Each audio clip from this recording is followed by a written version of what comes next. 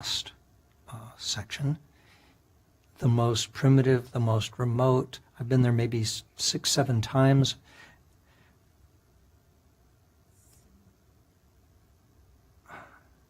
Every time I go there or I arrive, I say, why am I here? It's incredibly uncomfortable. Everything about it. The flights are late. It's hotter than hell. You get to the airport, and when you arrive, they lock everybody, the arrivals, in one hot and unair-conditioned room. And they do that because then they bring the luggage, they bring it on a 10-foot, unloaded onto a 10-foot long roller bar thing. And once everybody's claimed every piece of luggage, then they let you go. So that's their security measure, so nobody's stealing. It's poor. People don't have any money. They raise crops, they have animals, they all have a home, but you have to be careful there. I went one time for Pasola, which is a mock war time. So the villages have a war that is prescribed. And these first pictures are shaman. So they've been up all night doing prayers, making offerings, and all of that in preparation for this war. They're intense people. Here's one of the warriors just itching to get going. So it happens by, they have these wooden spears, and there's ways you're supposed to fight the other village, and you're supposed to throw after you've gone by somebody, so you're not doing it face on in people's faces. This picture I kept because, see, these guys are holding spears. These are ones that went into the crowd. There were only about 14 Westerners at this, and at one point, a guy about 20 feet away from me got a spear through his eye into his brain, died immediately. So it's real and it's not. I mean, these guys get injured, they get angry. There's sections of the crowd that all of a sudden everybody's running because the fight's gotten into the crowd, and you have to run. You better get the hell out of there. But it's fun, it's exciting, and it's part of this primitive culture that is so alive still. Banana fritters. This is lunch. This is dinner. These are my guides. There's only one hotel that you'd stay in, and sometimes there's hot water, not usually. Sometimes there's AC. This is time to talk about comfort. The reason when I get to Bali or Sumba, I say, why am I here? Everything's uncomfortable. The roads are terrible. The cars are terrible. The hotels are terrible. The food is almost inedible. And yet I keep going back and going back. Say, well, to experience life in these places, you have to be uncomfortable. I mean, you live through it. And in the end, you have this rich experience, this rich life. If I could say anything that would make any difference to anybody here, pursue discomfort. You can't get anything out of being comfortable. And the more comfortable you want to be, the less life you have. It gets smaller and smaller and smaller. And so I force myself to leave my staff in Bali and go where it's not comfortable.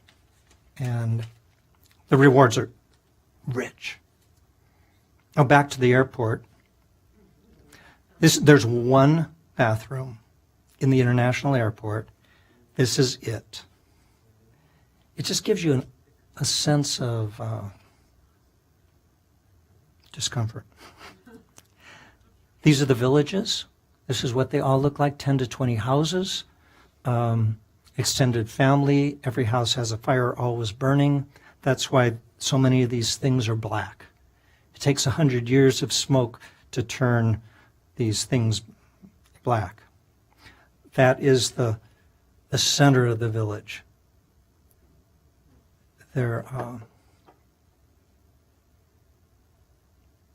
It's the core of the energy of what makes this culture tick.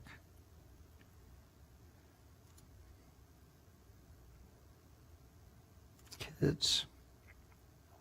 This is the Queen of East Sumba. There are two kings of East Sumba. Her husband died a few years before. This cloth on the table was from her collection. She's a good friend of my main guide there. I think there might be a picture of Dang, I thought. Anyway, she has that presence. This is her sister.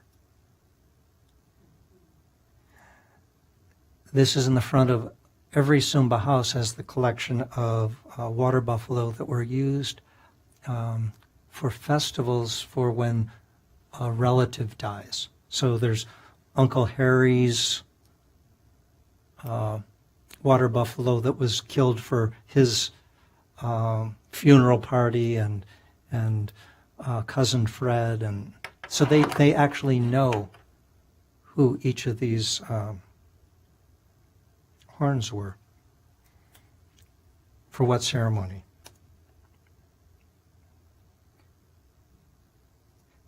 Again, always trading, always looking. This group of women from the village kind of swamped me one day, and they were bringing all their stuff, and it's things that have been sitting around for 100 or 200 years that the families used, and they simply don't value it. They'd almost rather have plastic buckets.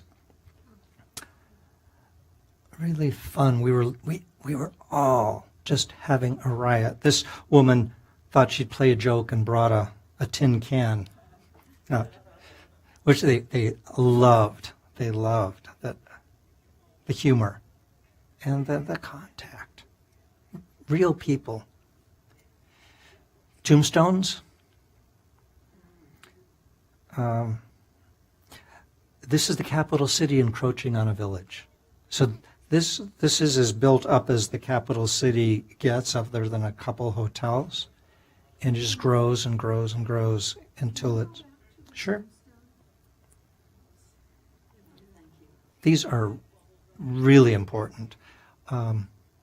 Sumba is half Christian, half Muslim, and 100% animist. So all of the background is from the animist culture, worshiping nature.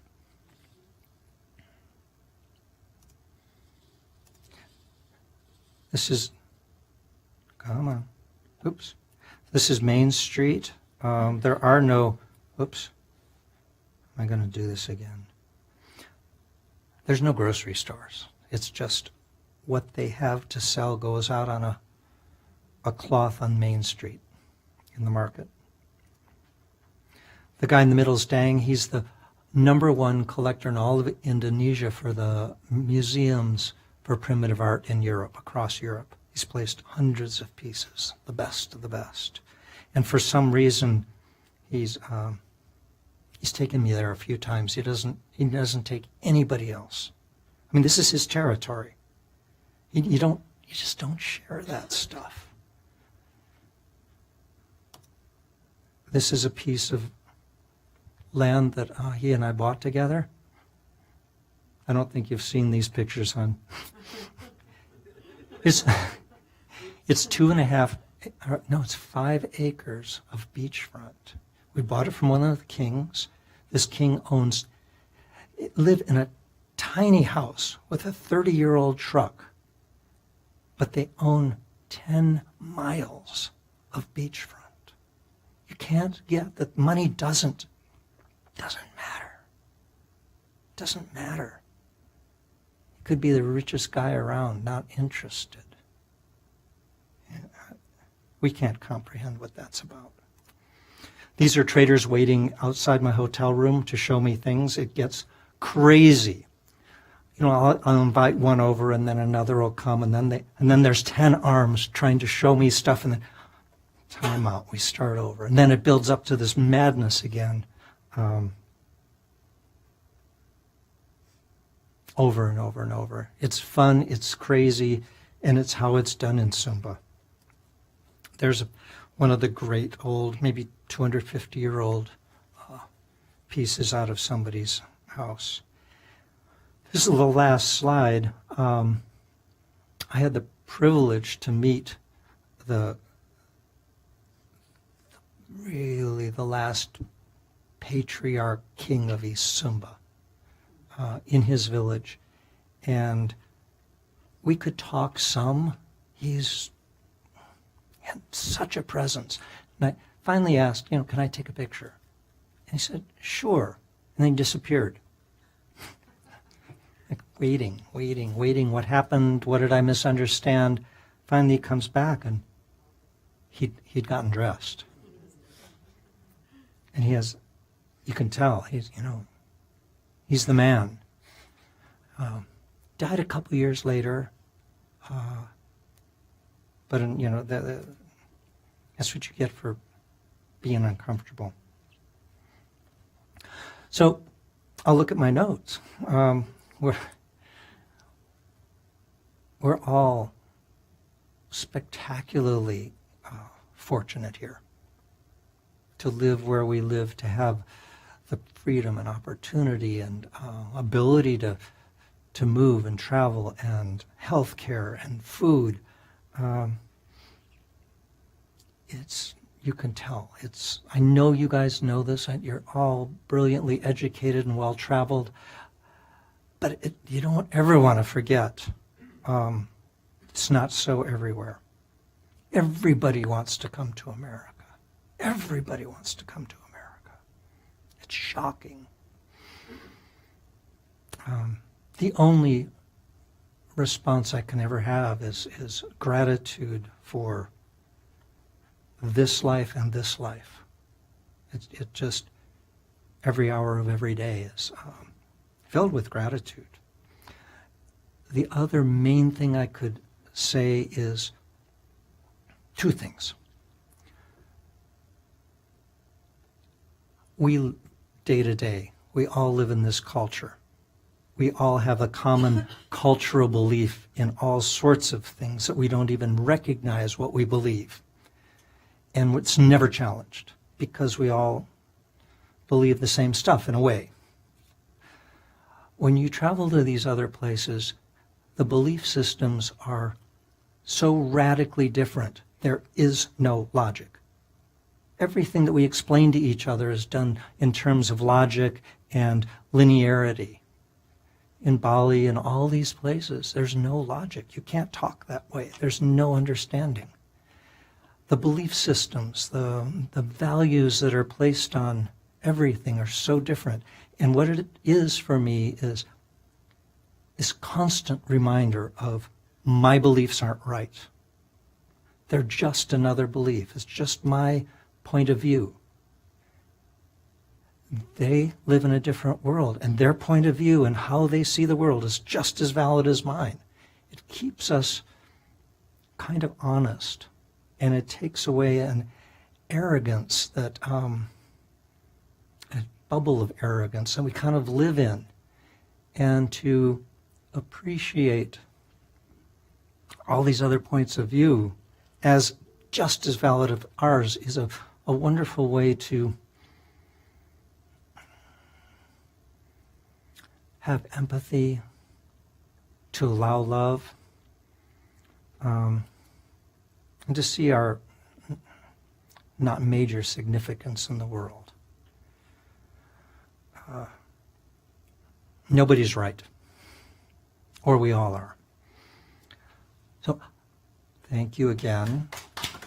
I hope this has inspired you in some way, and that the unknown is alluring instead of something to fear.